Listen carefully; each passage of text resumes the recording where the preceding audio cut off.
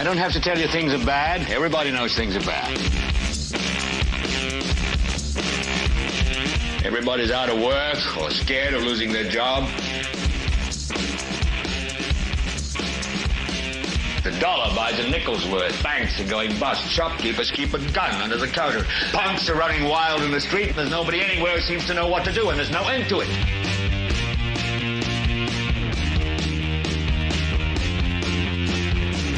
The air is unfit to breathe, and our food is unfit to eat. And we sit watching our TVs while some local newscaster tells us that today we had 15 homicides and 63 violent crimes, as if that's the way it's supposed to be. We know things are bad, worse than bad. It's like everything everywhere is going crazy, so we don't go out anymore.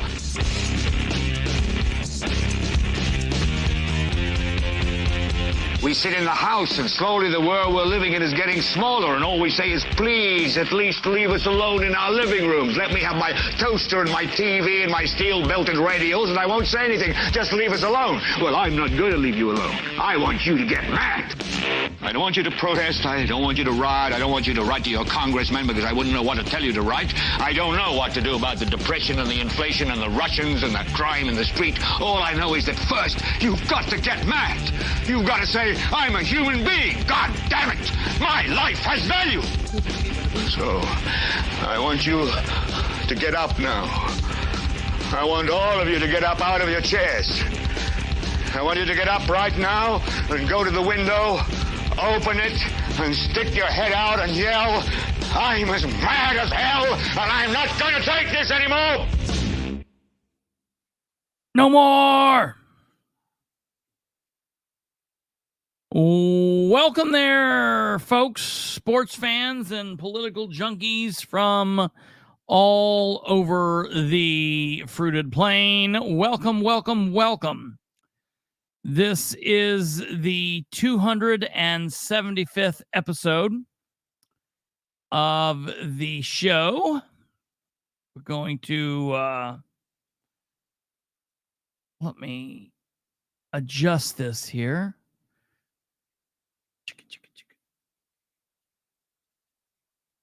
Just set the mood here. Give me a second. That might be a little too mood setting. Ooh, that's a little too light. I don't like that. Hello there, folks. Les C. Cloud and everyone else. Welcome. Hey, folks. I hope you're doing well. Hope you had a wonderful Labor Day. Today is Labor Day. Now, listen, today we can be happy and we can say Happy Labor Day.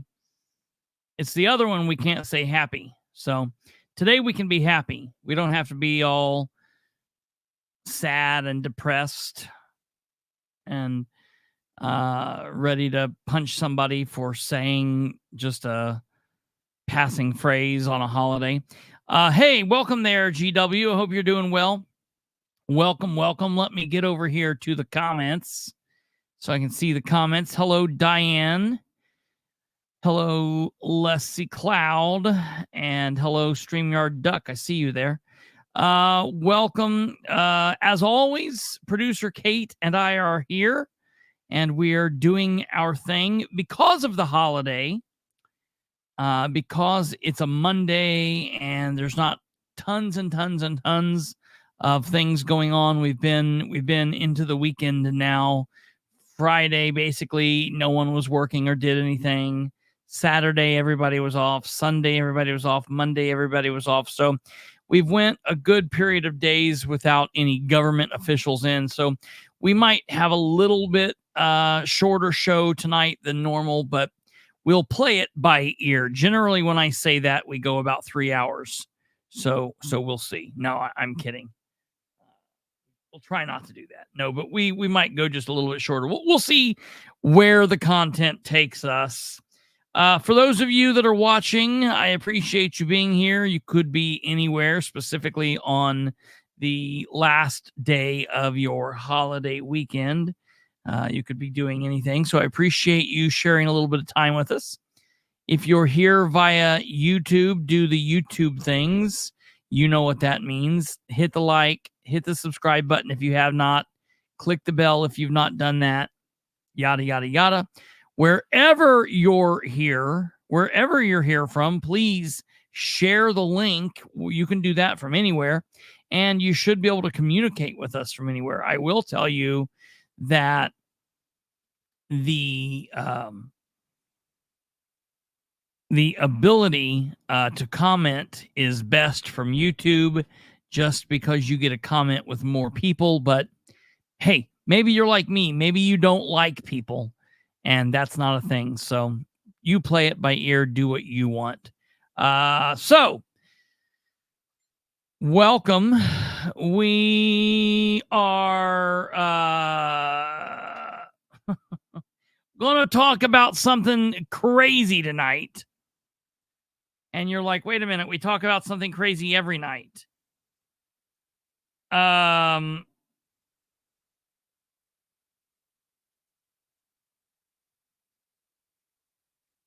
Folks, I have come to the realization that the Muncie City Hall is not being ran by adults. It's just completely not being ran by adult humans. Have you ever seen that video or the picture or the meme? I don't know if it's a meme where they always say that well, you could stick 100 monkeys in a room with typewriters and they could write that. And I've seen some pictures where people have done that. I am convinced that that is what goes on at City Hall. I am convinced. And I don't know if they're monkeys. I mean, I feel like monkeys would be a little smarter. Maybe snakes. They don't have fingers or hands and they're slithery and snaky, and that kind of fits. It's like you could stick 100 snakes at City Hall and we would probably have a better government than what we currently have. And the thing is, there are literally people out there that are, well, I was going to say they're informed, but they're not informed. They think that they're informed. They are faux informed. They read their what is it, USA Today newspaper. Who does the Gannett? Is it USA Today?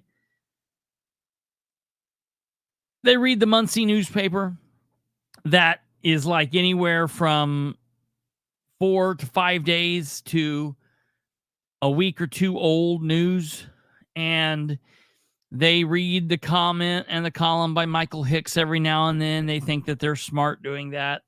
They see, Ridenour is building another batching of houses. What are we up to now? City View 35.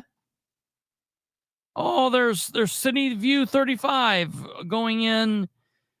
Wait a minute. I think they're literally tearing down City View 12 to rebuild City View 35 on top of. Does anybody ever ask themselves if anyone's moving in these homes? Are anybody moving in these homes? Are these homes helping anybody? So they're patting themselves on the back thinking, I stay involved. We've got the government that I want. We've got a bunch of Republicans in charge. That's what we want. But they're not really aware of what's going on. Because those people didn't watch last night's show. There's 3 or 4 or 5 people out there that's not watching or listening.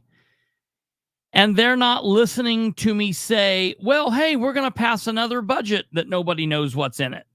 Like that makes people happy, or they just don't care because it doesn't matter to them because it's not their money. They pay money in. It's just part of life. It's like getting gas. Nobody wants to get gas, but you have to do it to be able to go from here to there. So you do what you got to do. Nobody likes going to McDonald's and paying $11 for what we used to pay $7 for, but it's like, well, if you want to feed the kids today, like that's just what you'll do. You know, nobody likes going to the grocery store. I was talking to my grandparents the other day, and they were talking about when they first got married. When they very first got married in 56 or 57, the end of 56, October 56, that my grandfather's dad would give them, when they very first got married, he would help them, and he gave them $10 a week. And my grandpa worked at the time, my grandpa retired from GM, worked there for a lifetime, but for a couple of years before that, he worked at Ball Brothers, and they, paid what people got paid in like the 50s. It's insane. They were talking, and their house payment before they moved to where they live now, their house payment was like $60 a month. That's nuts. However, at the time, it was all relative, but he would give them $10 a week, and that was what they would go get groceries with. And like they then had my uncle in July of 57. My uncle was born in July of 57. And, from that point, they then started having kids. My grandmother had all three of her kids, but I think before her 21st birthday.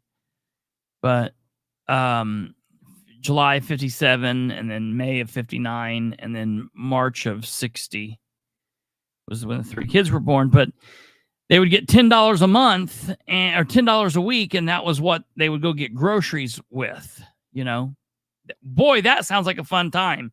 I said, you can't even go get eggs, milk, and toast. You couldn't go get those three items with $10 today. You could not do that. You could not go get those items with $10. Nobody likes doing that stuff. So what I'm convinced is that people, like, they pay into their thing, they go to work, they do their thing, and they just don't care. They don't care. The only thing better than that are the people out here in the world that have convinced themselves that they're anarchist. I don't care about nothing. I don't vote. I don't do nothing. But I guarantee you these people still work. I mean, some of them don't, I guess. But a lot of the ones that you hear running their mouth about this, I'm an anarchist. Well, I don't believe in government. I hate everybody. Pigs, down with the pigs. All right. But yet you still work. You still pay the pig salary. You still pay the federal pigs. You're paying for all these elected officials that you hate and detest. Look, hey, I don't like them any more than you do. But until we can figure out a way to make this Mad Maxville, we need to figure out we either need to get to making it Mad Maxville, or we need to figure out how to get something going on here. Now, I'm not Rob Kendall. I'm not like, I'll take a seat at the table, please. But, I'll continue bashing them over the head until one of two things happen. Until I'm dead or they're dead. You know what I mean? Like, that's the way, I guess, that's the way that it's going to be. I don't know. That's the way.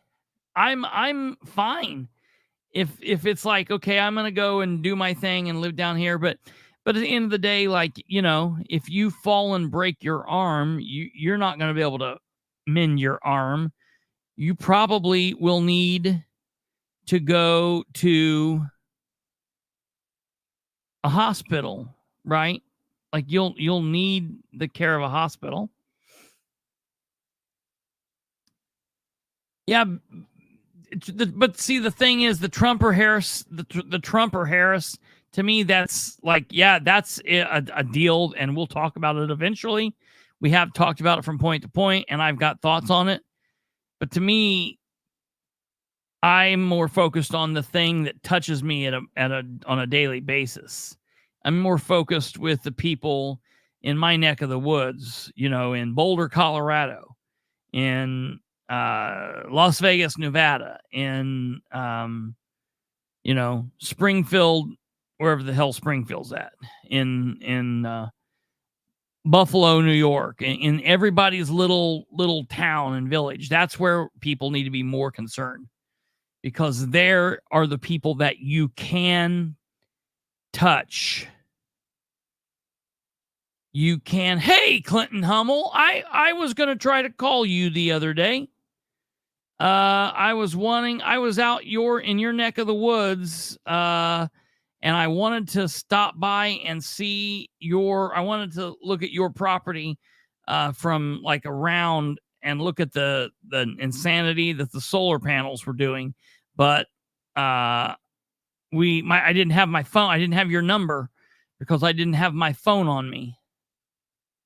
And I was thinking, man, I wish I knew where he lived. It's like in my mind, but I couldn't, when I was driving physically, I couldn't think about it. So, alas, we missed it, but, I'll get with you sometime. I'll get with you and we'll do that. I'd like to take some pictures. So the reason I'm babbling on about this,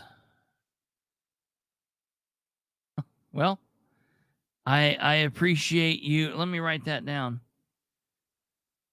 And then I tell you what, 64, okay, I'm not going to say it. 400. Okay. Hey, Kate, delete that. I wrote that down. Delete it so we're not like permanently doxing him. Thank you. Thank you for that, Clinton. I wrote that down and I'll have it. Thank you for the putting up. I just had to delete that so we're not like permanently doxing you out there in the world. Not like you probably can't deal with yourself, but take care of yourself. But anyhow, thank you. I know.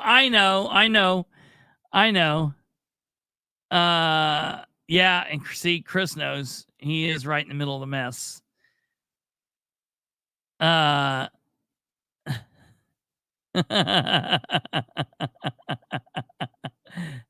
guys are nuts.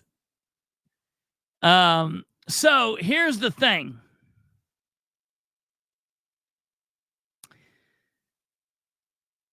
We were talking at the very end of the last night's show about this 2025 proposed budget. And for those of you that have been watching for a while, I've been talking about this budget. I think I started talking about it in April. I think I might have said the very first thing sitting at my grandparents' table with the gold curtains behind me.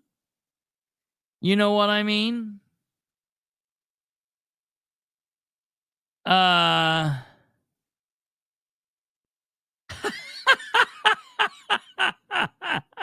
Clinton Hummel. Now there is a records release that we need.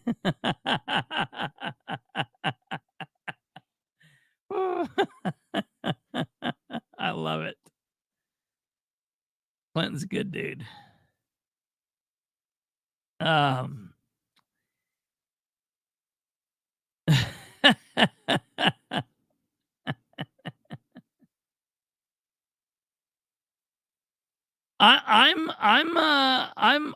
like that. I like the vote of no faith. I'm definitely fine with that. In a lot of aspects, there's to do that. However,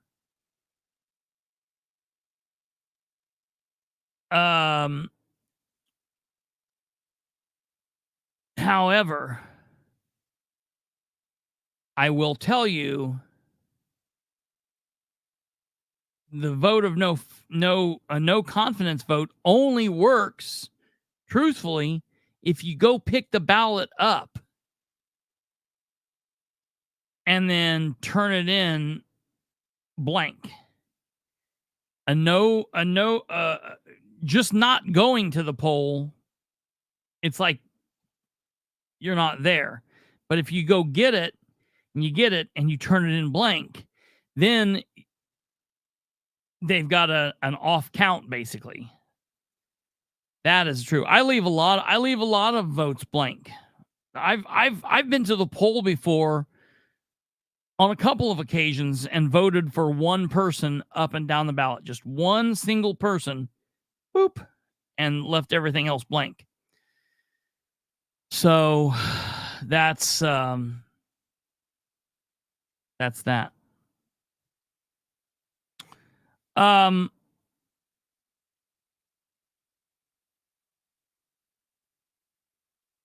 They'll fill it in for me. That's probably true. Space Cat saying that we could tell Belinda was scheming something at the last Board of Works. That's what we're going to be talking about tonight. And actually, I think it was not she was scheming something at that point. I think what she was doing was she was coming down from the battle that had already occurred and possibly scheming other ways to get at them or whatever. But it's funny how right you were about your comment, because the Board of Works meeting that we watched was the meeting for the 28th, Wednesday the 28th. And the battle had already occurred on Monday. So, obviously, tonight's Monday. It's Labor Day Monday. If it wasn't the holiday, we would be having a Muncie City Council meeting tonight. And we would, well, it's 9 o'clock, so I would be home talking to you by now. But we would have had a meeting tonight if it were any other month. The first Monday of the month. And so because tonight is a holiday, they moved the meeting until a week from tonight. So that's what they've done. They moved tonight's meeting until next Monday.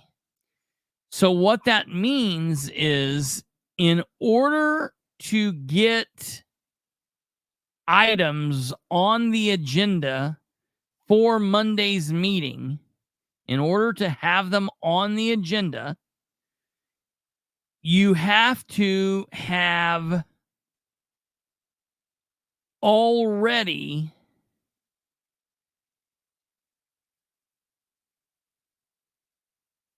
put everything through, and it needed to go and it needed to be file stamped by the clerk's office no later than Monday the 26th. So it's basically a 2-week window. So you have 2 weeks. They have to get things in order to get things on the agenda. The things have to be heard. And what's funny here is, I want to get this. Okay, it wasn't loading. Now I've got it pulled up here. That's not it.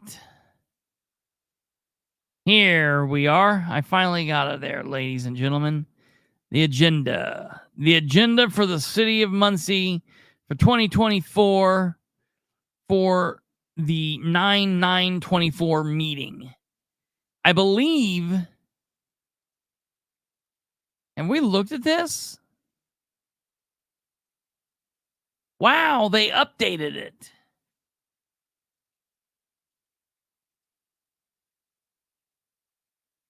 Huh.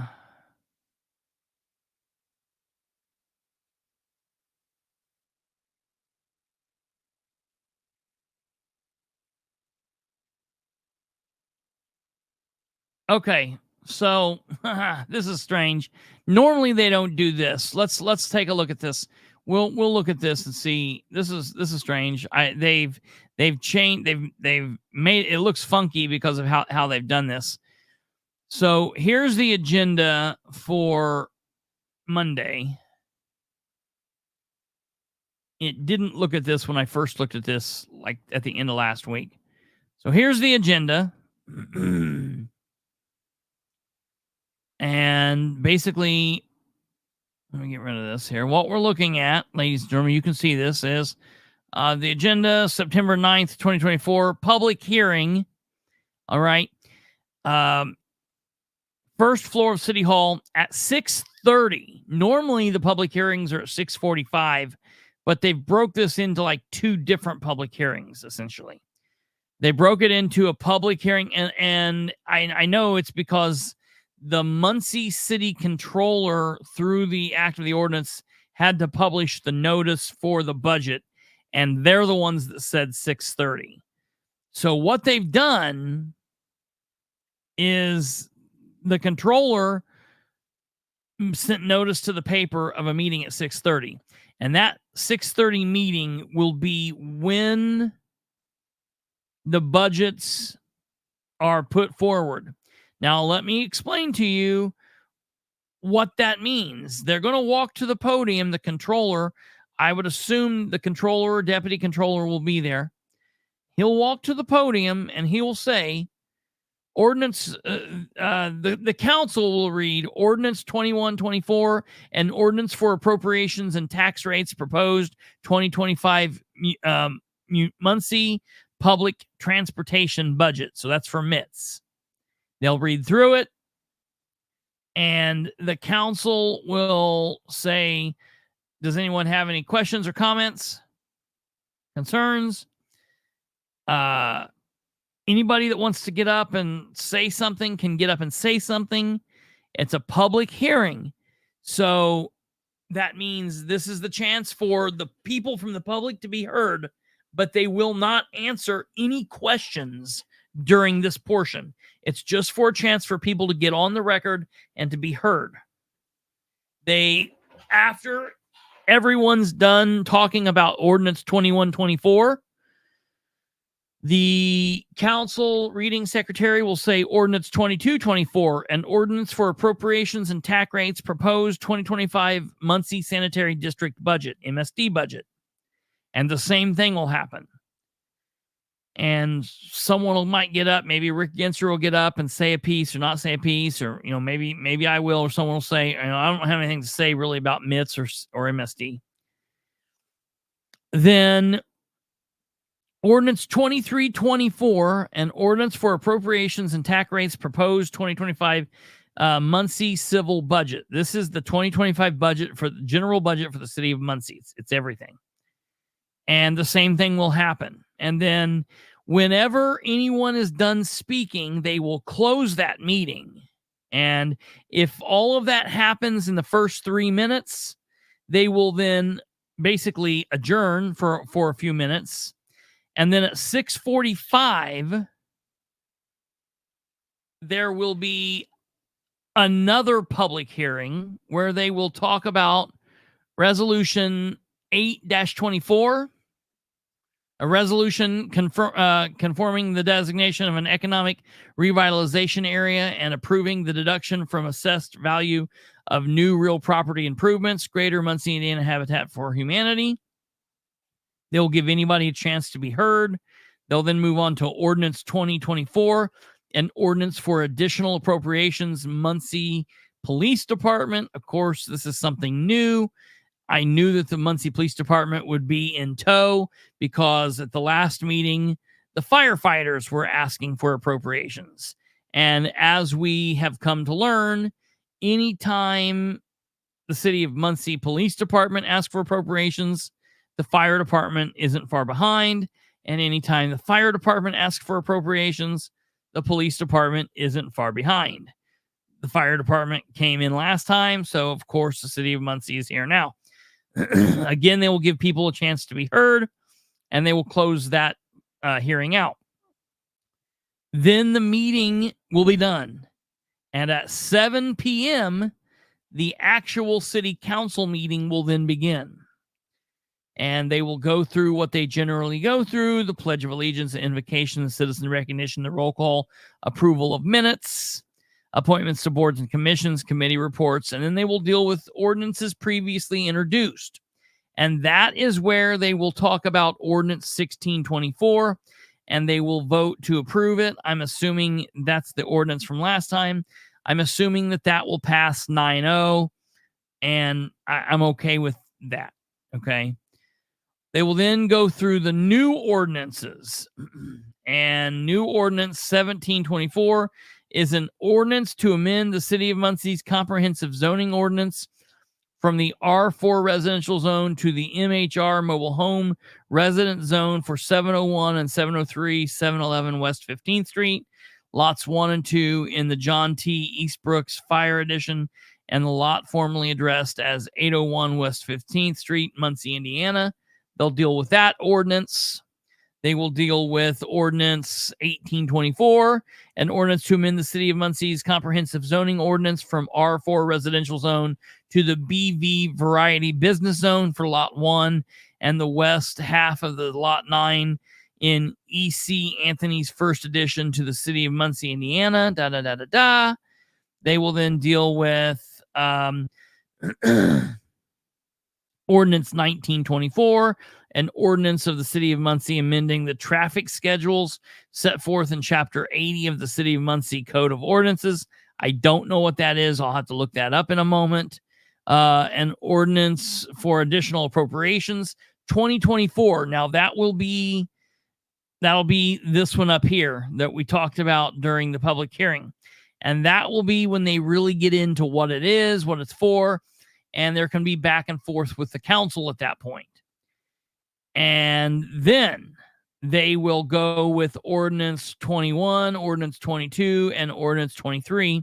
And those will be the introductions of the budgets. Now, in order for any of these ordinances to appear on this agenda, in order for any of these to appear on the agenda, the ordinance needed to be submitted to, and it needed to be file stamped on or before 2 weeks from the 9th backwards. So a week ago today, which was the 26th. So let me show you a for example of what I'm talking about. Let me go here and get the ordinance for, let me see which one here I want to look at. I wanted to look at the traffic code. I want to look at 1924. So we'll go and we will get 1924 for the unofficial, unapproved. Okay, let's get that. City Council packets. 99, and was that 1924? Yeah. Okay, let's take a look at when. Okay, so for example, it shows it here, right big and right up there, right nice. Okay, it says that it was filed on August 26th. So there you go. That got in. That's on there. As long as it was filed by the 26th, boom, bang, pow, no issue. All right, let's read this ordinance here real quick. Chapter 80 of the City of Muncie Code of Ordinances contains traffic schedules which designate traffic rules and controls for public streets in the City of Muncie.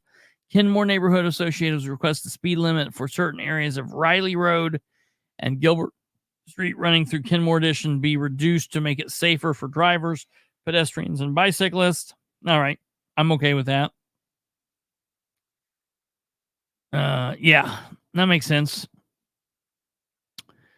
So they're going to drop it to 25 and then 20-mile-an-hour school zone, which just makes sense. Yeah, I'm fine with that. That's common sense, and it'll go through. No harm, no foul. Let's see here. Nora Powell put it forward, and okay, yep, that's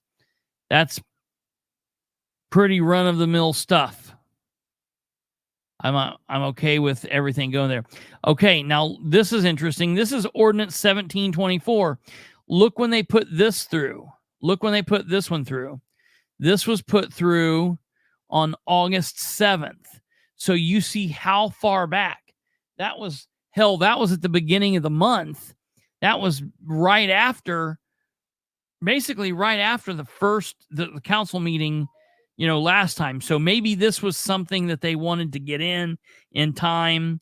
They didn't get it in. Oh yeah. See, in August, the meeting was the 5th.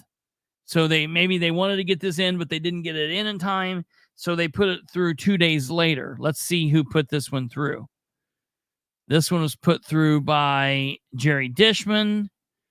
Okay. So that makes sense. Let's look at 18. 18 was also signed on the 7th, and it was also signed by Dishman. All right, we know 19. Let's look at 20. Okay, 20 was put in for 400 capital equipment. This is the police department. They want $400,000. The following additional sums of money hereby appropriated, transferred, reduced out of the fund named for the purpose specified, subject to laws governing the same. Fund 106 is the Muncie Police Department. So what I'd like to know more about this. What is this? Where is this coming from? What are they doing with it? What are they going to do with that? That's a lot of money. I'd like to know, information about it.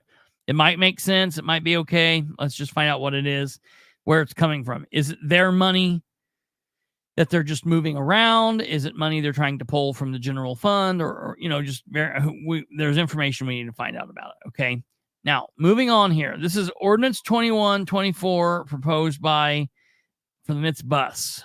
Okay. MITS budget. This was put forward by Dale Basham. Now, you see what's interesting here? Look at this. When an ordinance is put forward, it needs to be signed by a couple people. All right. Let me find. I want to show you this. So they put 1724 was signed by Jerry Dishman and the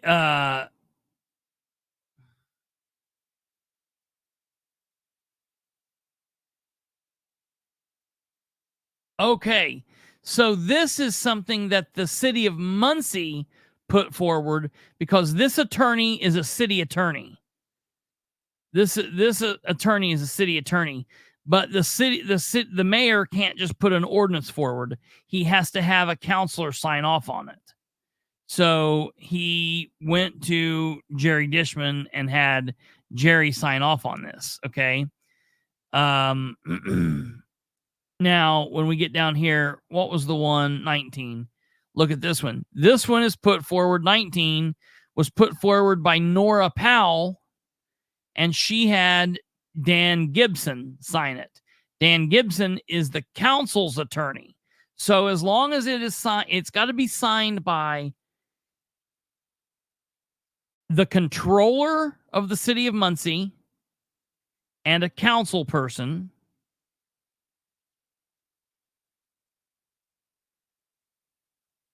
A city council Ridenour City of Muncie attorney and a council person, or a council person and the council attorney. basically, a city councilor cannot put an ordinance forward by themselves with no one else signing. Like Nora can't just sign with no other signature. She needs to have the controller sign it. She needs to have the city attorney sign it, or the city council attorney sign it. Same way with Ridenour. He can't just put an ordinance forward. He has to have it signed off on by Craig Wright, or their attorney, or the council attorney, and a councilor. So there's checks and balances there. Okay, let's go down here to this MSD, because the budget, or the Muncie budget for MSD, the MITS MSD was signed off on by Craig Wright, because we see down here it was not signed off on by legal counsel, but it was signed off on by Craig Wright, and it was signed off on by Dale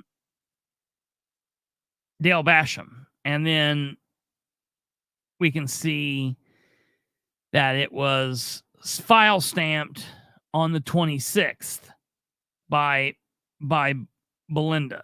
Okay, we can see that happened. All right, let's go down here and look at MITS. MITS was also signed off on by Dale Basham and Craig Wright, and it was also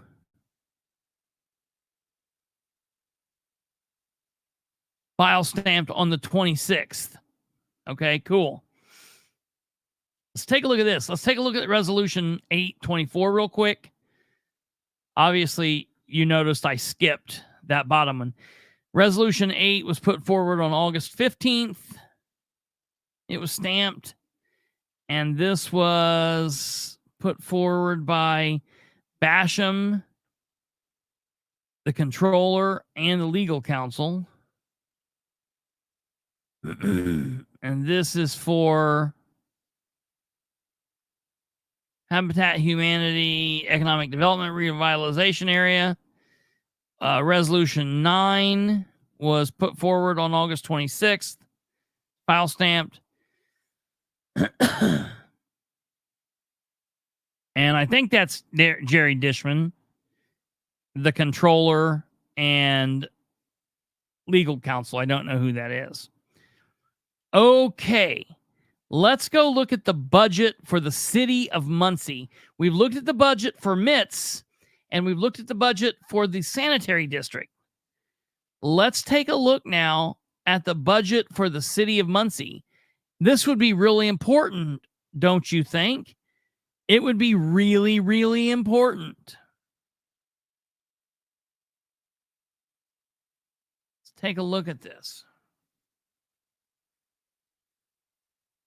Now, it's not stamped up here. It's been signed by Dale Basham. It's been signed by Controller Craig Wright. And it's been signed by Mark Irvin, the council attorney for Ridenour. Or, excuse me, the attorney for Ridenour. Not council attorney, but the city attorney for Dan Ridenour. Okay. Now, this was not stamped. This sheet, it's not file stamped anywhere. That's interesting. That's not file stamped. That's strange. Okay. Oh, looky here. August 27th. Ruh-roh. Ruh-roh. That's Tuesday. Now, that doesn't allow for this budget to appear on the 9th, because it's not within that 2-week window. It has to be filled. It's just like when they have a 40-hour or a 48-hour window to call a meeting. Okay. I don't know. I don't even know what Jack's saying here. Why isn't there a capitalist group, a church group? You got to push all those things. If that's what you want, you got to push those things. Someone's got to push that, you want a political party. I mean, me personally, I wouldn't want a political party to be specifically a Catholic party or a Muslim party necessarily, but that's just my thoughts. But look here. So now look at this. Getting back to this, we go down here to this next page, and it's also file stamped on August 27th. Oh, strange. What's happening here? So there are two stamps that have the date of Tuesday, the 27th. So they were not stamped in time to appear on this coming council agenda. Now let's look down. Let's keep going here. Down here to this third page. Fifth page, actually. Oh, now look at this. This one is signed. This one's stamped on August 26th. So we've got 3 stamps. 2 of them are stamped on the 27th. 1 of them is stamped on the 26th. Which is it?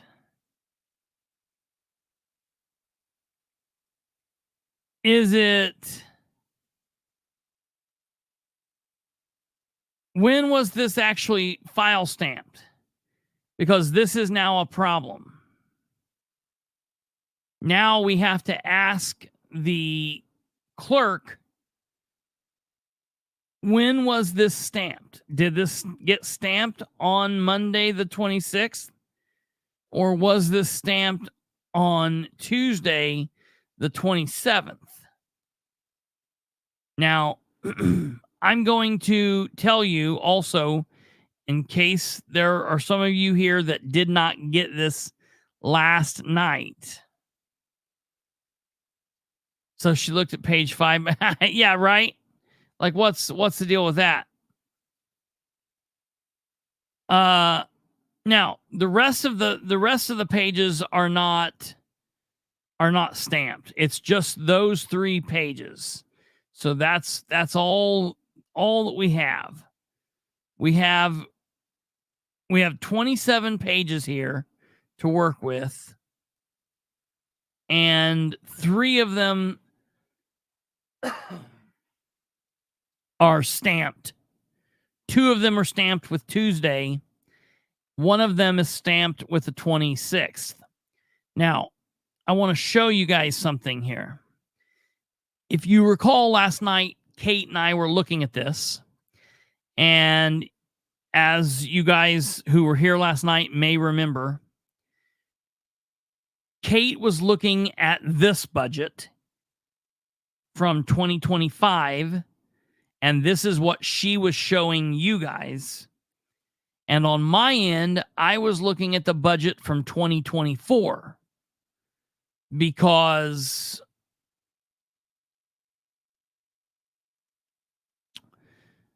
well, get ready to listen to what else is going to be on camera here, Alva.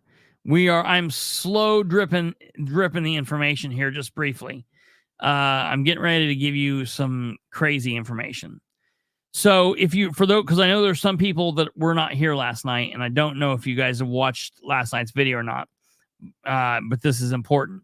When Kate and I were comparing these 2 budgets, last night's budget, 2024, this year's budget, 2024, to the proposed 2025, we had to do that because the controller doesn't break the budget down like he used to for Jeff Robinson, because he knows he doesn't have to, and it all it does is it hurts us. It hurts you guys. It hurts the audience. It hurts the citizens of Muncie because they don't get a chance to they don't get a chance to hear what all of the funds are exactly compared to what they were. Well, so when Kate and I were going through these various job by various job, one of the things that we did was I was calling up specific things, and I wanted to try and look at, we looked at the police chief. Excuse me.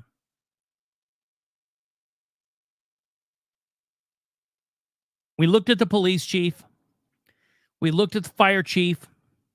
We looked at the mayor, the deputy mayor, the controller, and various things like that. Now, we got down to the point where I wanted to look at some AFSCME employees from the street department and from the park department. I wanted to look at the park superintendent. I wanted to look at Prairie Creek. And what we noticed was on the budget that I was looking at from 2024, I'll tell you exactly here. On the budget that I was looking at from 2024,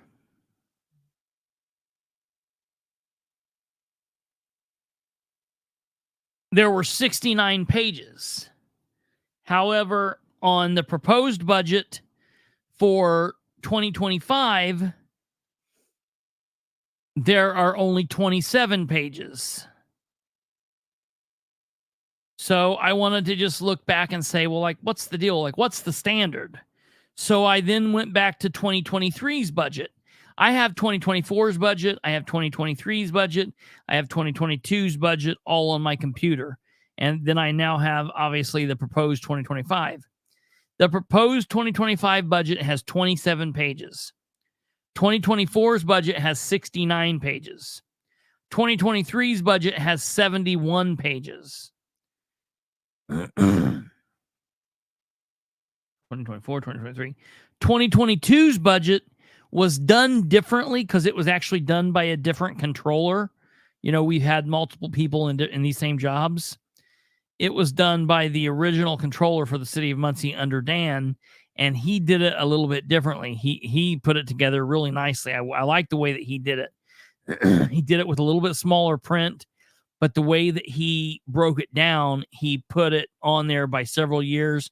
He actually, in 2022's budget, which was put together in 2021, he examined the last 10 years worth of numbers compared to what we were looking at, which I thought was magnificent, a wonderful way to look. But he did it in such a way that it was more compartmentalized. And so it took up less room. So 2022's budget was shorter, but it was still 50 pages. So looking at the proposed budget from 2025, there are a couple whole departments that are missing. The street department's missing. The parks department's missing. Prairie Creek's department is missing. And so I was like, what in the hell is up with this? So last night, like all regular people on the holiday, I sat there and minded my own business. No, that's not what I did. What I did was I emailed Ridenour, Ivy, Craig, and then I also sent it to a couple of Republican counselors and a couple of Democrat counselors, and then I also sent it to the council's attorney. And I wrote the following: good morning, happy holiday. This email is being sent to Mayor Ridenour, City Controller Craig Wright, Communications Director Amber Green, and I also have sent this to various counselors, both Republicans and Democrats, and the council's attorney. However, this is just more for his and the councilors' record. The question here is for Mayor Ridenour and or Controller Craig Wright. Below, I have sent 2 attachments, one from the 2024 budget and the other is for the proposed 2025 budget. I wonder if you can explain where the line items are for anyone working for the street department on the 2025 proposed budget, or if you can point me to where I can find the proposed budget information for the parks department and the parks employees on the proposed 2025 budget. The items I am looking for are easy to find on the 2024 budget, but it seems like the proposed 2025 budget is missing about 20-some pages. In 2022, the budget was assembled a bit differently, but it was, and even though it was more compact with smaller print, it still had 50 pages. 2023, the budget was 71 pages. 2024, the budget was 69 pages. However, this proposed 2025 budget only has 27 pages. Am I missing something? See, I'm not blaming them for anything. I have a sneaking suspicion, but I can't confirm it yet. So I'm trying to give them the benefit of the doubt. I said, I'm sure it's my fault. I'm just trying to compare this proposed 2025 budget to last year's 2024 budget, but I am running into this minor issue here. Can either one of you or anyone else assist me with this? That would be wonderful. Please and thank you. And then I sent them the attachments that I was looking at so that they could see what exactly we had going on. Of course, I get an immediate response from Craig Wright, who says, I will be out of the office from August 30th. I will be returning on September 3rd, and I will not be able to respond to emails. You may contact Matt Wegley for an immediate response if needed.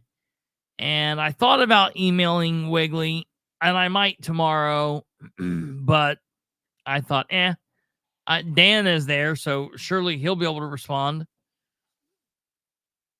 So that's what I did. So I kind of thought, like, man, there's a problem here. We're missing some stuff here.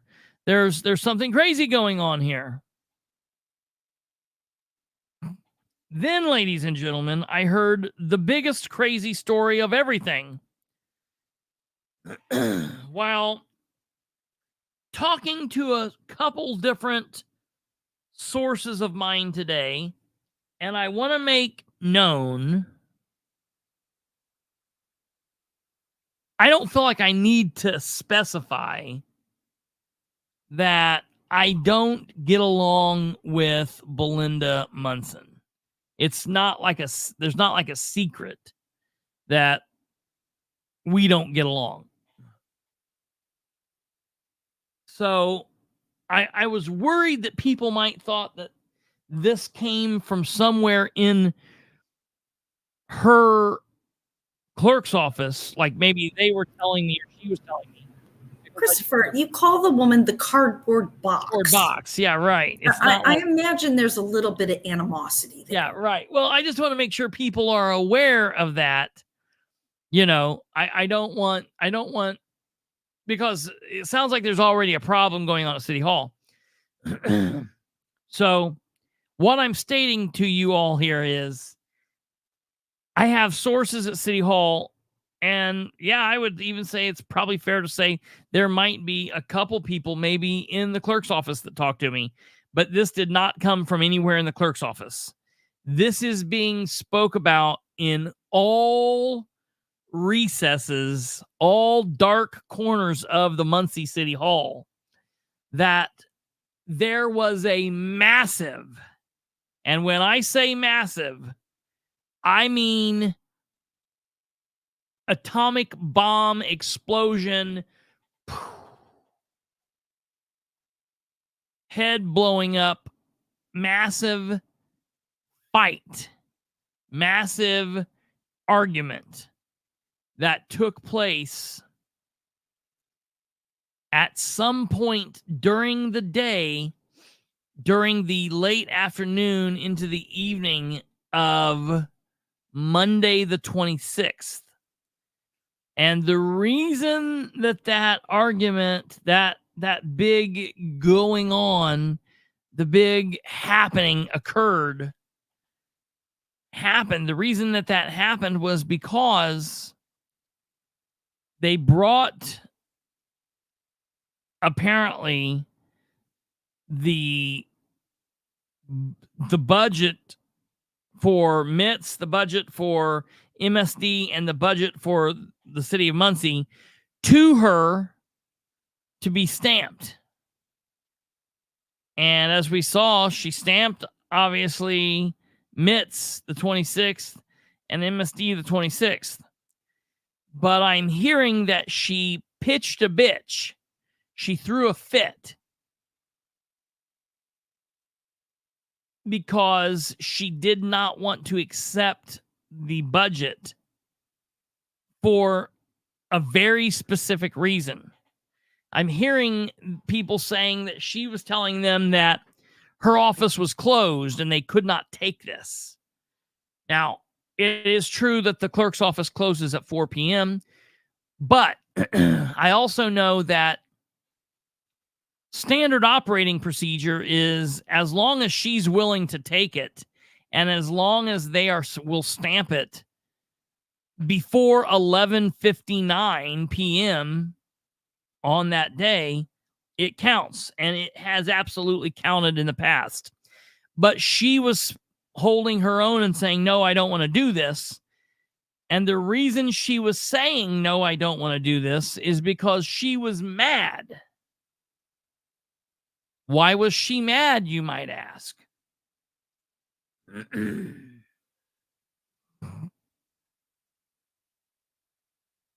That's a good point. Could he be stalling? I don't know.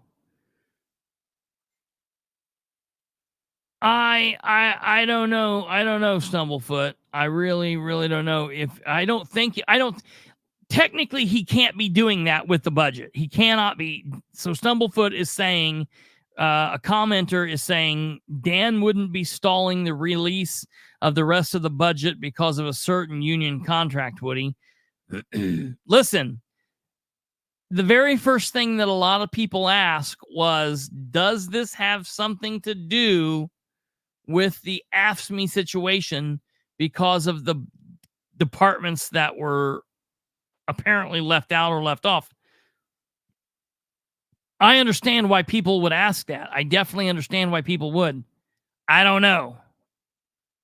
I don't know. I don't know. I have no clue. I don't know. I don't think that he would. I don't think that he can. I don't know why this is happening. I'm trying to get to the bottom of it. That is a good train of thought. I could see why someone would think that. And it's on Dan. It's Dan's fault that people do think that. Before I go further, I want to answer the question. So it's iffy. Yes-ish and no. It closes at 4. Most offices are out of there by about 4. I mean, obviously, the police are in and out of the building all 24 hours a day. Detectives are in and out of the building 24 hours a day. But as far as the majority of the offices, they're out of there by 4:30. Yeah, that's pretty standard. Now, that being said, if she's there,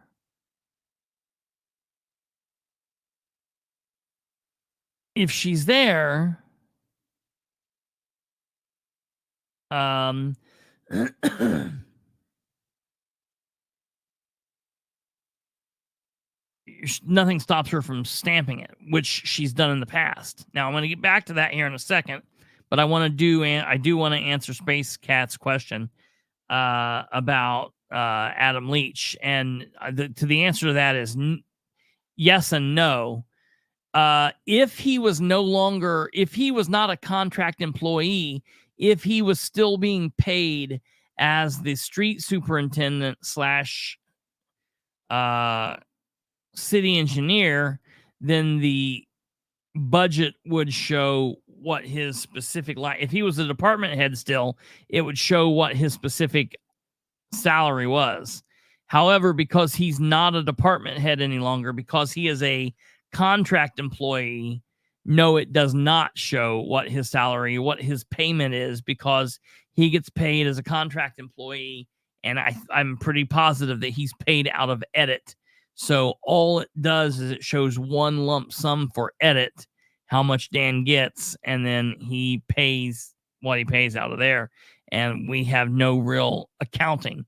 The only thing that keeps track of what Adam or any other contract employee makes, the only thing that keeps track of that is, one, what's on their contract, what it says their contract is. But in case they do something outside of that, then the way we can count is what's going on in their paychecks. What, each week we can request their the canceled check and see how much they're making, and keep track of that. Now, I want to get back to this situation with Belinda.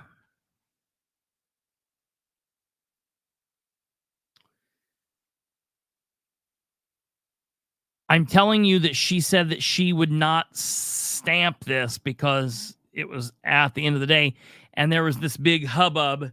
Can she do that? Is she allowed to do that? She's not allowed to do that. And there was this great big argument. And I cannot, and I have not found out exactly who was all in the argument. I'm hearing from various sources that it was Dan, and it was Controller Craig Wright, and it was Belinda Munson. I'm hearing some people say that it was just Dan and Belinda. I'm hearing some people say that it was Craig and Belinda. I'm hearing some people say that it was Craig and Dan and Belinda. So I don't know. It could be all three of them. It could have been any of the two of them. But it would have at least included Belinda and one or both of them. But at some point,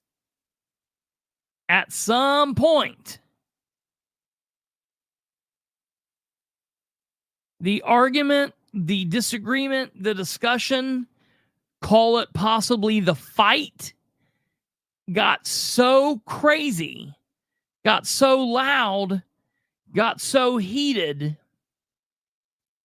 that officers from the Muncie City Police Department, the inner security in there, were called and notified.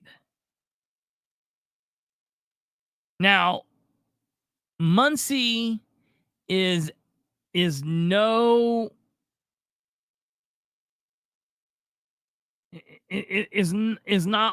lost on Muncie to have government officials explode on one another and get in loud, crazy ass arguments, come to fisticuffs, knock things off of each other's desks. That is not something that is like not happened here before, because it absolutely has.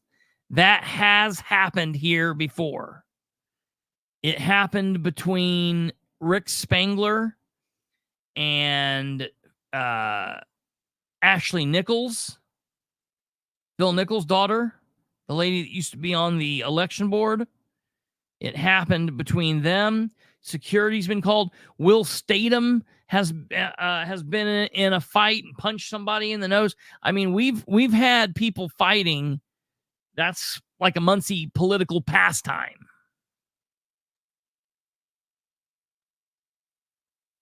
That's the other thing that I'm hearing, that there would more than likely be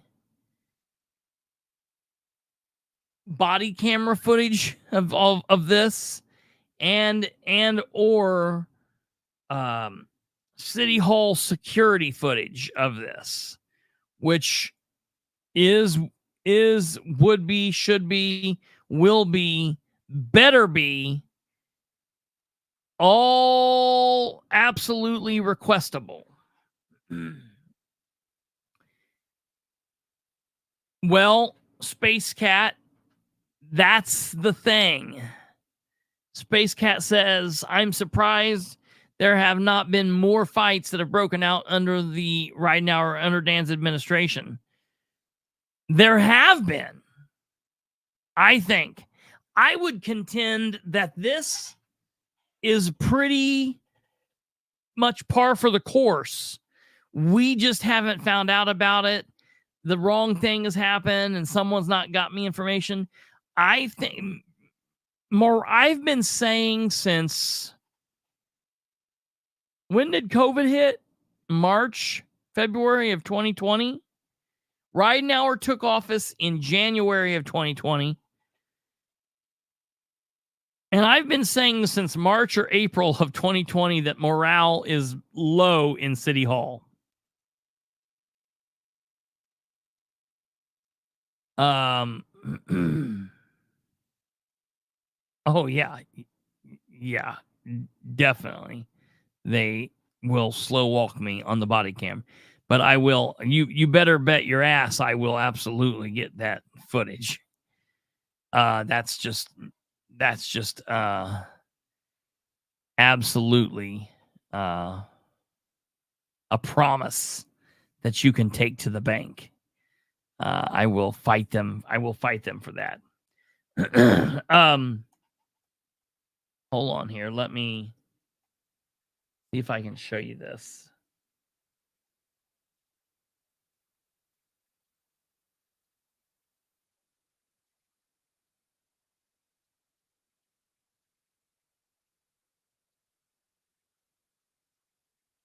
I want to see if I can show you this.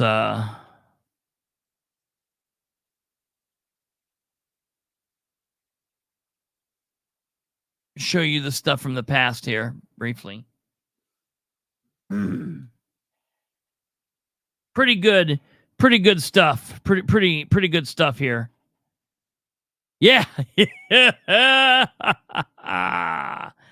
Good stuff. Look at this.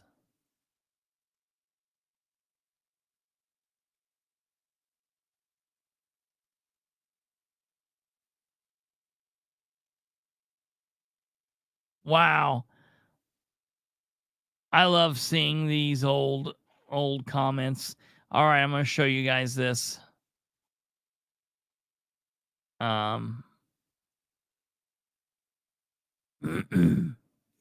This, ladies and gentlemen, is what goes on in the political realm in Delaware County. Look at this. Pictures from this office that are all disrupted. Things knocked all over the floor. Bashed around. Nameplate knocked over. Look at this. It looks like someone's cup has been dumped all over. Let me read the article here. It says...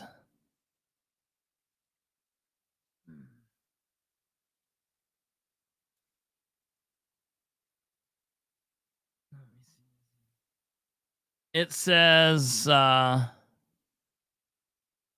whoops.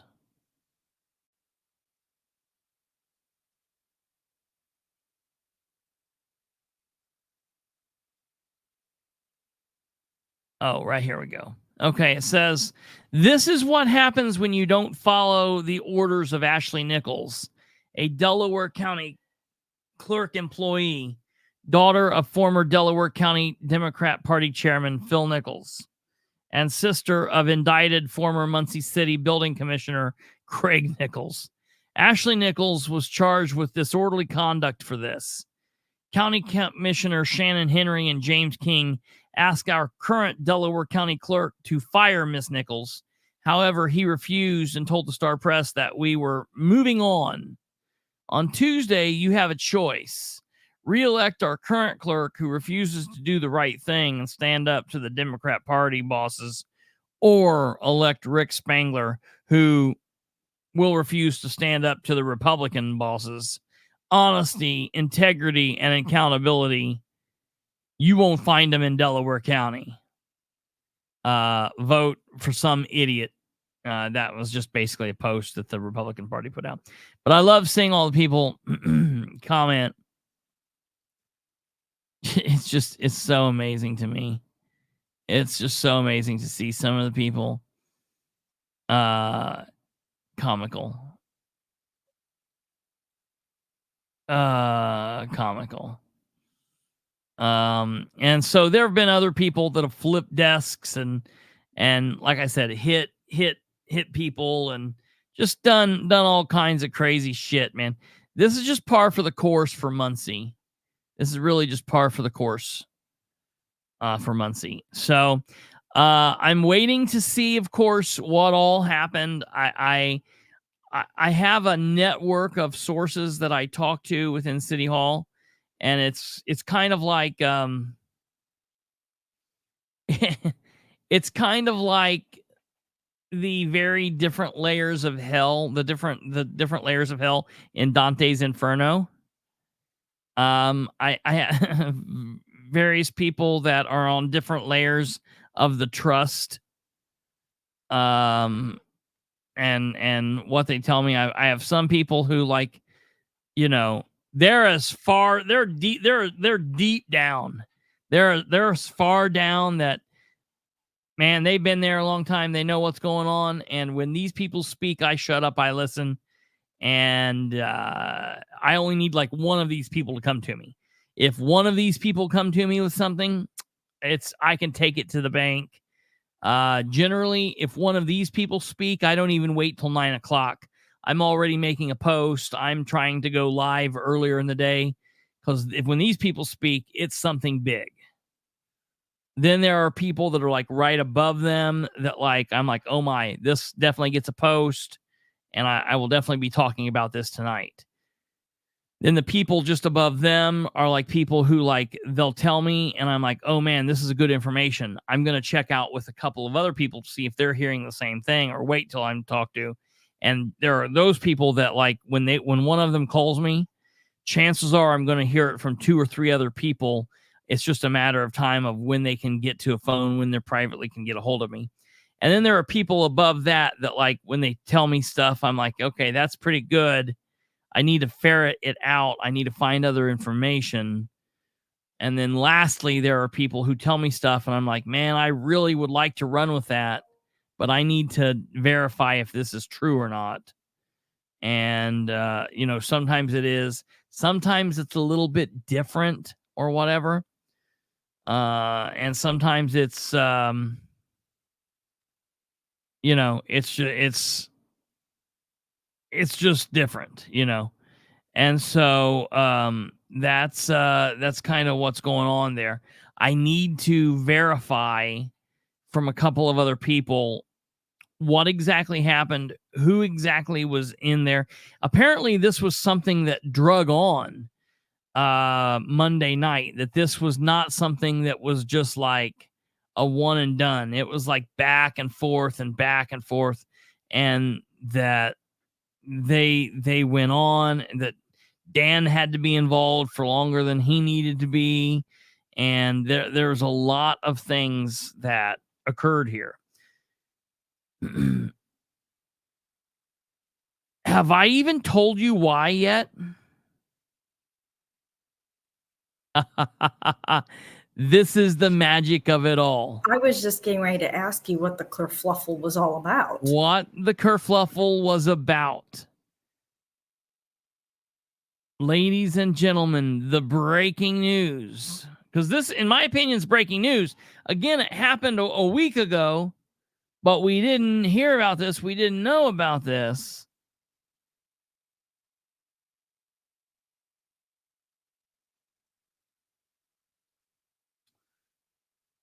The breaking news here is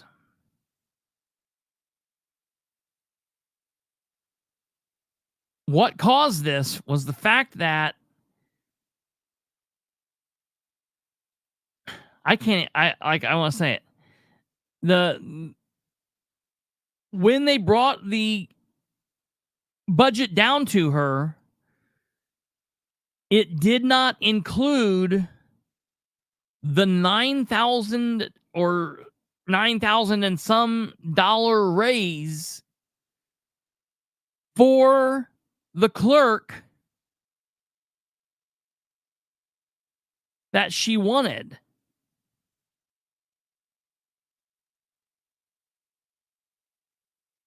She wanted a $9,000 raise.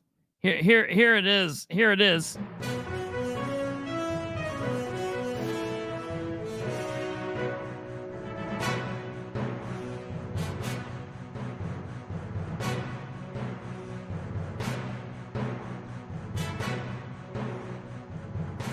Live from the Muncie City Hall from a week ago. Ladies and gentlemen, I am hearing that the fight was over. City Clerk Belinda Munson not receiving a $9,000 raise. So that's what it is, boys and girls. The clerk was seeing that the mayor was getting a large raise. The clerk was seeing that the HR woman that shouldn't be getting paid in Twinkies was getting a raise. She saw that the police department was getting a 10% raise. Everybody except AFSCME was getting a raise, and she's like, hey, I don't belong with the AFSCME people. I want a $9,000 raise. And if I don't get me a $9,000 raise, ladies and gentlemen, nobody's going to get their budget. Nobody. So here's the problem. No. The city clerk doesn't work the election. This is the city clerk. You're thinking about the county clerk. City clerk doesn't do anything with the elections.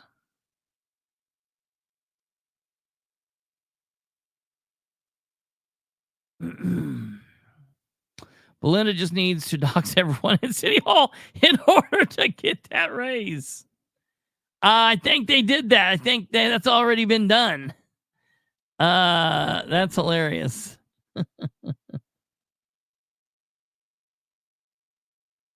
All right, so here we got here. Let me see some of the comments. How can she deny? So this, ladies and gentlemen, is from a person who would know. This is the person who would know right here. How can she deny taking the budget because she did not get a raise? It is the mayor's budget, correct? Yeah, it is. Well, because I don't know if you heard this part. I mean, I don't know how long you've been here or if you just came in or what the deal is. But apparently what she's saying is, I mean, so folks, let's be real honest here. Again, I am not a fan of Belinda. Belinda's not a fan of me. We have had a history, and that's been a very long history. I would love to sit down and talk with her. I would love to sit down and talk to her, especially something has been building between her. Something has been building between her and the administration for this entire year. All right. I've got people that are telling me that she doesn't like how Dan is being. She doesn't like that he's not being transparent. She doesn't like that he seems like he's coming off like he's a good old boy, yada, yada, yada. But to me, I'm like, okay, that's good, I guess. Welcome to the party, Belinda. But, you know, you're mad at him for just now being like that. He's literally been like that since day one. Did you really not have your eyes open? Did you really believe he was doing well? Okay, so that's that. Number two, Number two,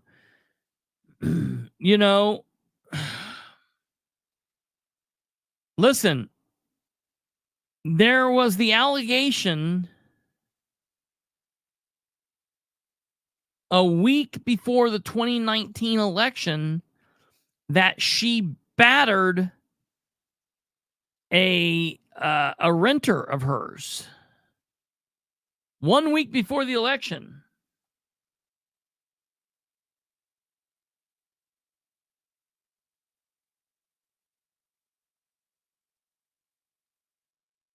Let me pull that up if I can. I should easily be able to pull that up. I talked about this. I took a lot of heat for this. Because I spoke about this. Yeah. Let's, folks, right here we go.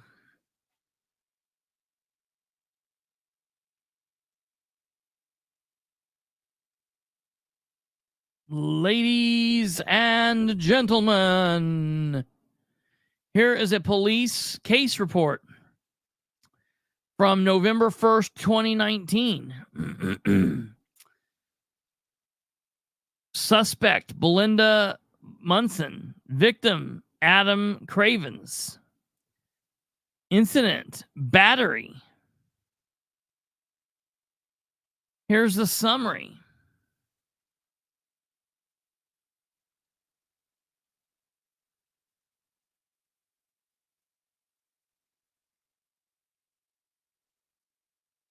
On 10/28/19 at approximately 10:40, I Officer A. Cell responded to 6 East Weiser Street in reference to battery. Upon arrival, I met with the business owner at this location, Michael Cravens.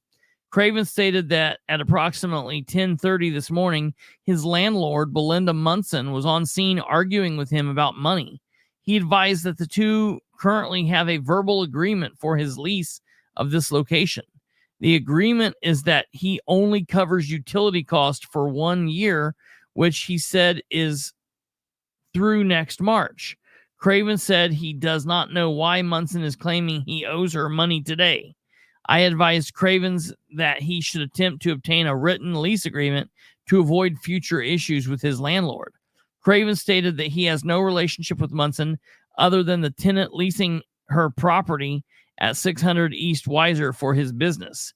Cravens showed me surveillance video inside the audio shop that displayed the altercation. On the video, Cravens can be seen backing away from a female he identified as Belinda Munson. It appears as if an argument is occurring, however, there is no audio. The female appears to be swinging her arms towards Cravens at least 2 times in the doorway between the office and shop. The video is partially obscured by a car lift, and it is not definitely clear whether Cravens was actually struck or not. He advised Munson did strike him 2 times, and 2 customers witnessed it. Cravens had no visible injury, and the witnesses were no longer on scene. I explained to Cravens the process of filling out a battery affidavit, and he declined to do so. The reason he declined, and I spoke to this man, is the same reason that most people don't want to. You don't want to be a man signing a battery affidavit that you got your ass beat by a woman. That was his stance, basically. Cravens advised that he wishes, and he also didn't want to get kicked out. He was trying to stop. I mean, honestly, he was trying to smooth this over. I don't know why he even called the police to begin with, because he didn't want to leave her shop. That's what he wanted. He wanted to stay there. Cravens advised he wishes for a report completed to document the incident, but he does not wish to pursue charges at this time. He advised he will call back if he changes his mind.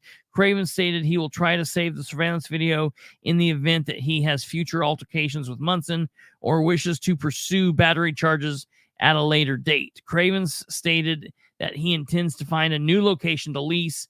Okay, maybe that's the thing. For his business, in order to avoid more issues with Munson. I did record the physical portion of the altercation on my digital camera and submit it to the video of the Muncie Police Department property room be saved. Cravens was not sure He knew how to save the original video, but advised he will try to figure it out. I affirm under penalty of perjury. Okay, so he didn't want to stay there. I forget exactly what the deal was there, but he didn't want to leave exactly. He didn't want to leave exactly like at that moment. They were dealing with stuff. He had paid all of that stuff. He didn't want to deal with whatever was going on there. I think that's what was happening at that situation.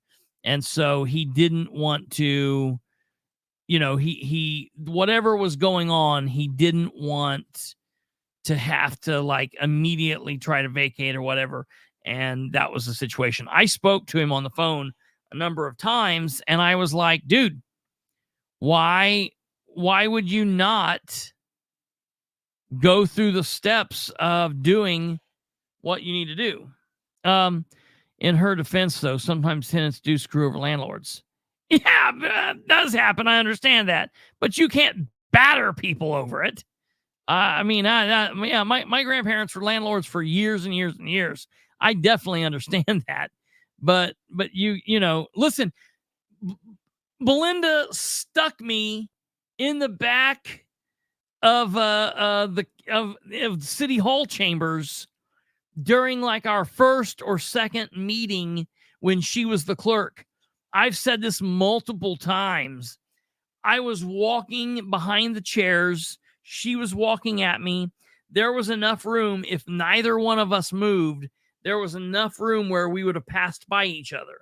But because I didn't want her anywhere in my bubble, and because I didn't want to be anywhere in her bubble, as we started to move closer to each other, I kind of leaned out and over the chairs to get away from her, at which point she's walking. She takes her arm and takes her elbow and sticks me in the ribs. Like, I always gave the definition of like what you would do when you're the senior walking down the hall and there's a freshman coming at you, how you would do that and kind of bump into him or whatever. That's exactly what she did to me. And I was like, holy shit, this woman is insane.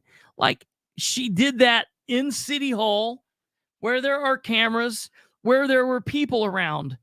And that, ladies and gentlemen, is I knew that at the absolute moment. That was like literally just 2 or 3 months after this battery. And that's when I knew without a shadow of a doubt. Yep. She did exactly what this man claims she did. As soon as she did that, I thought, if she's willing to do that to me here, then she's willing to do that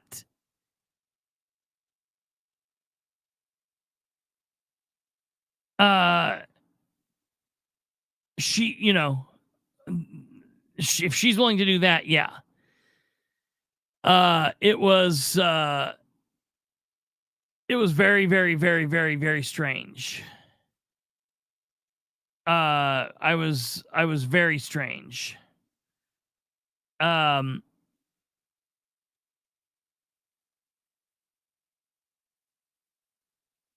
me a second here and let me see what this is.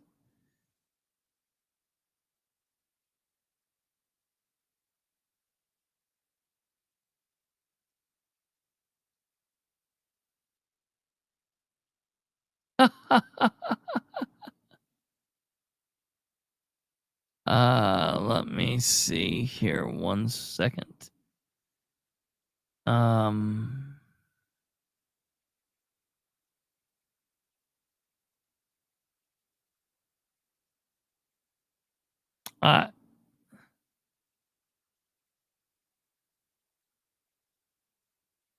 I am blown away.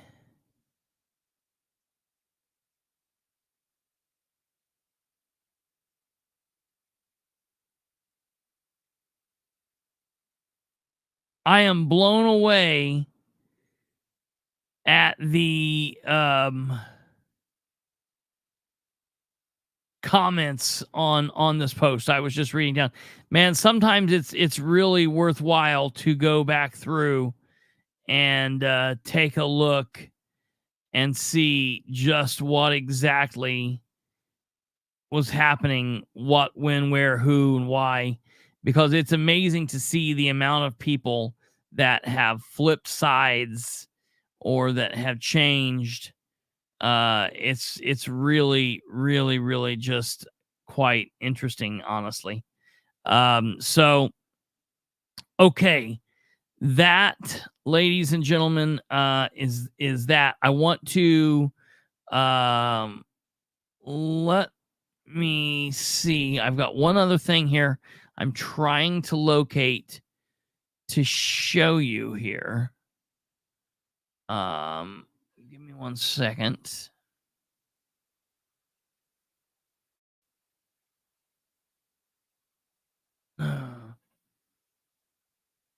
No way. Let's see.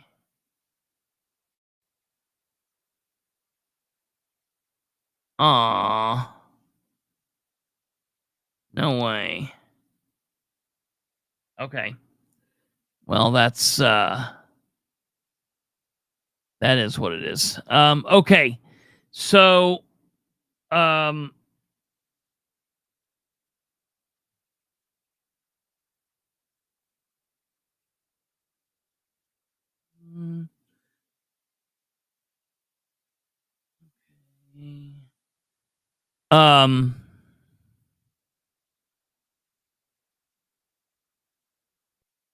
let me look here.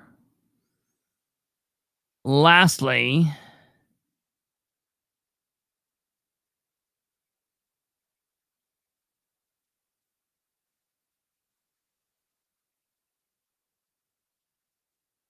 damn it.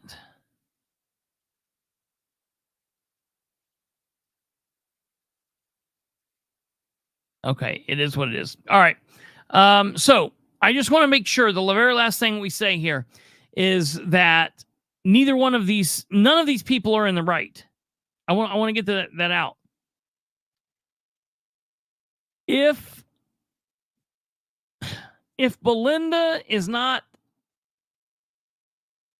stamping this properly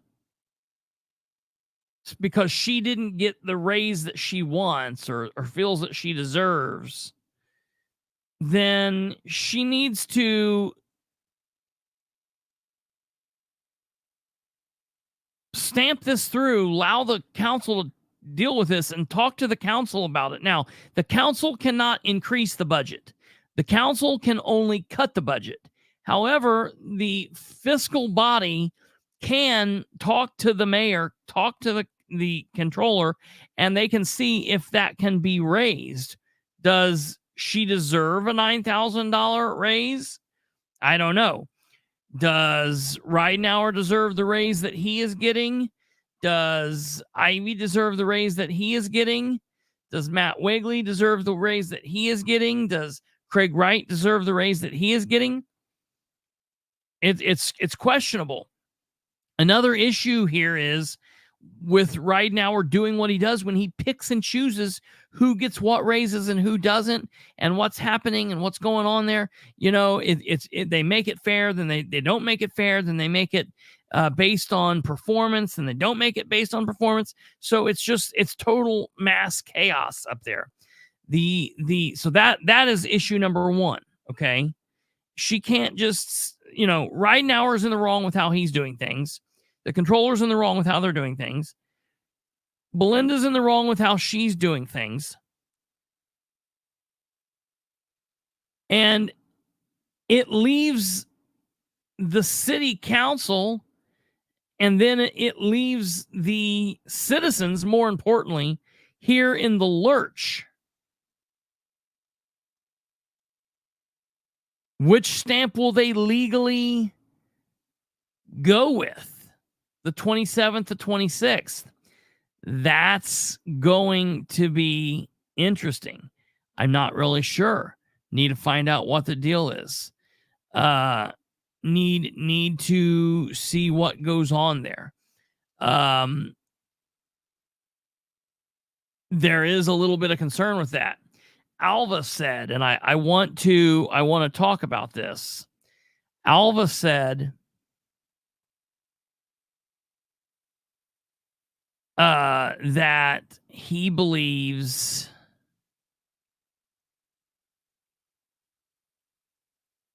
let me find Alva's question.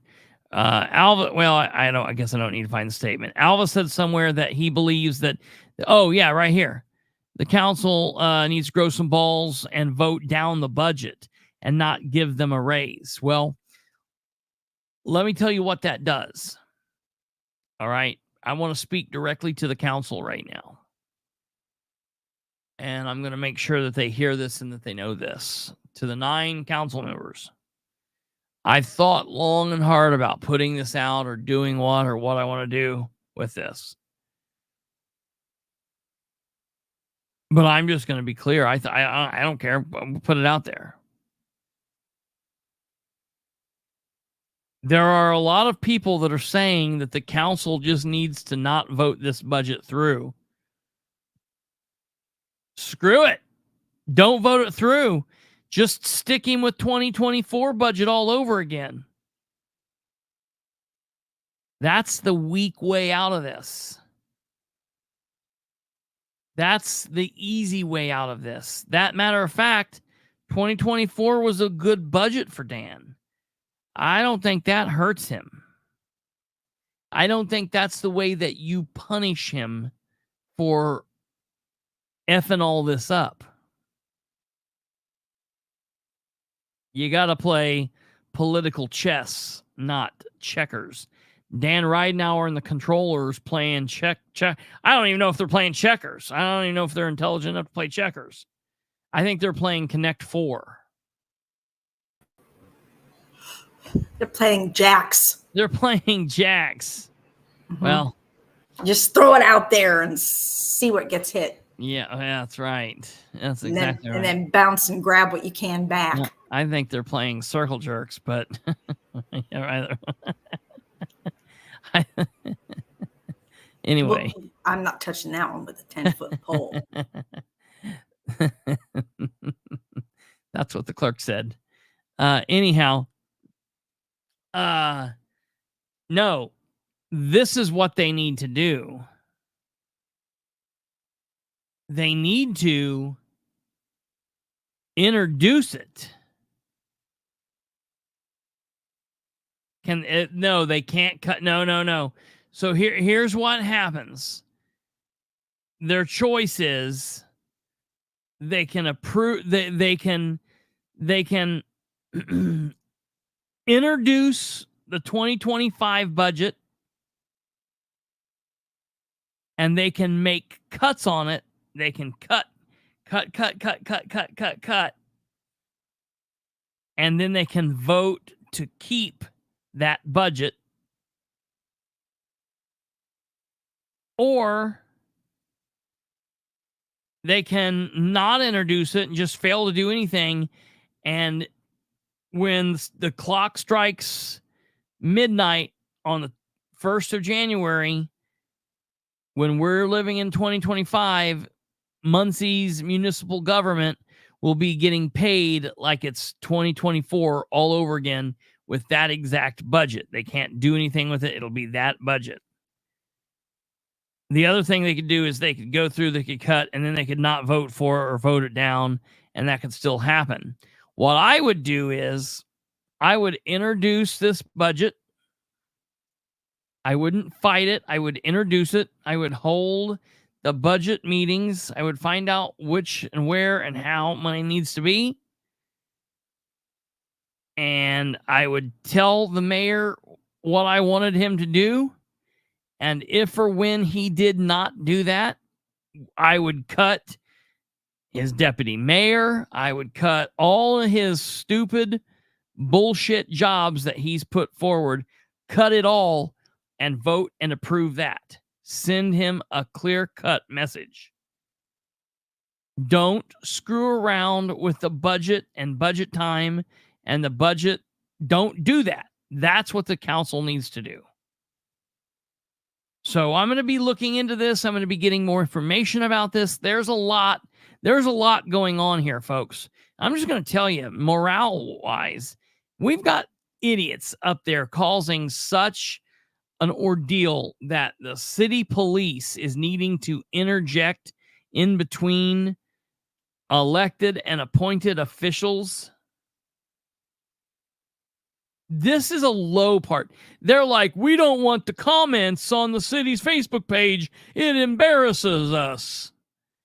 Okay.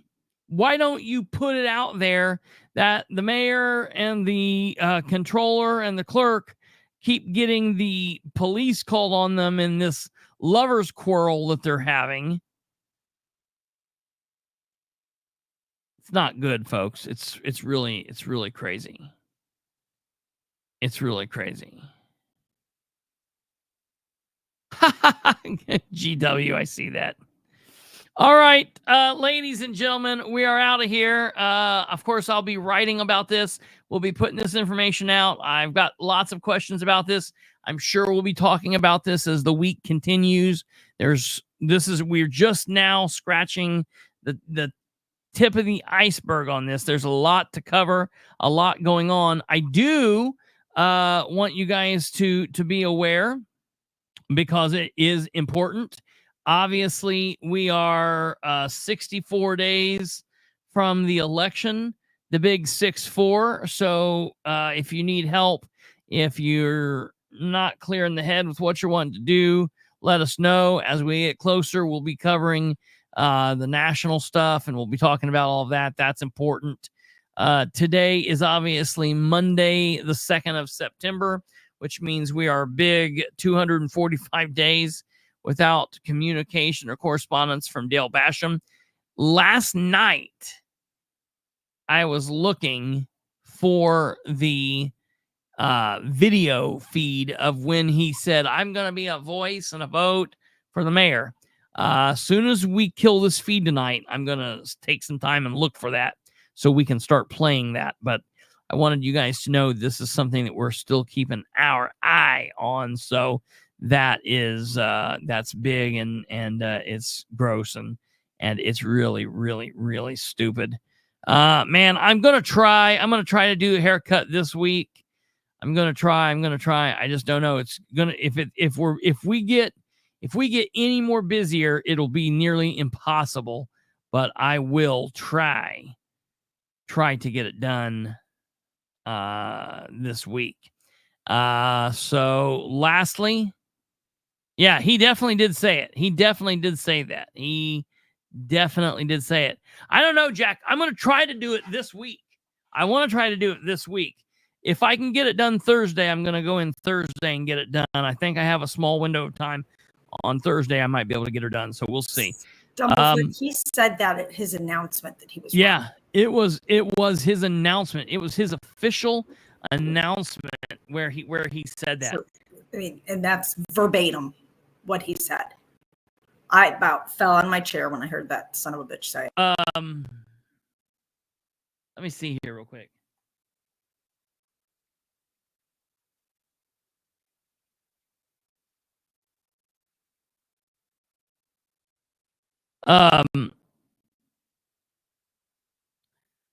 I need to go back.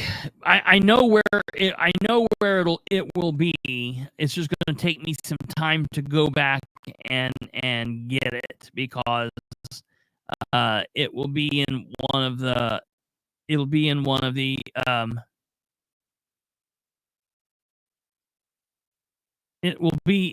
live feeds under the bastards.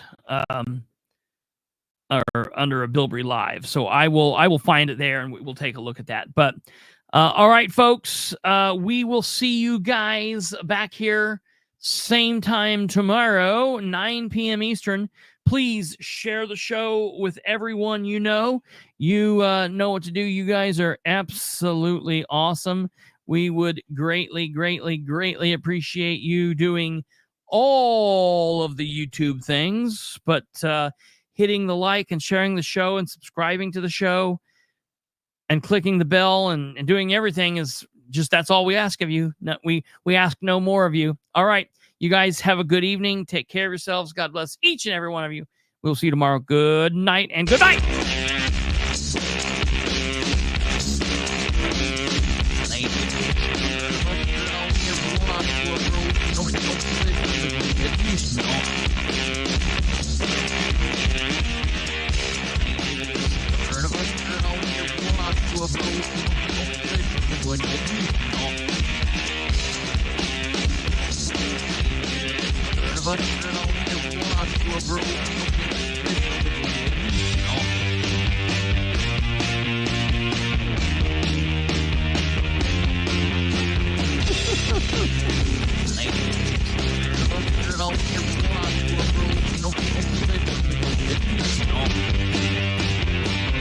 He was wearing his purple suit too, Bilbrey. It should be easy to find. What? He was wearing his purple suit. He was dressed as the Joker. Yeah. Yeah.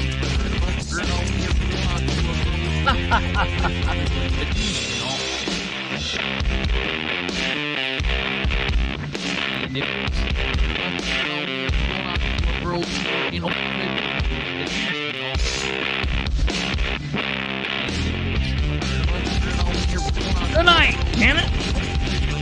Damn it. Damn it.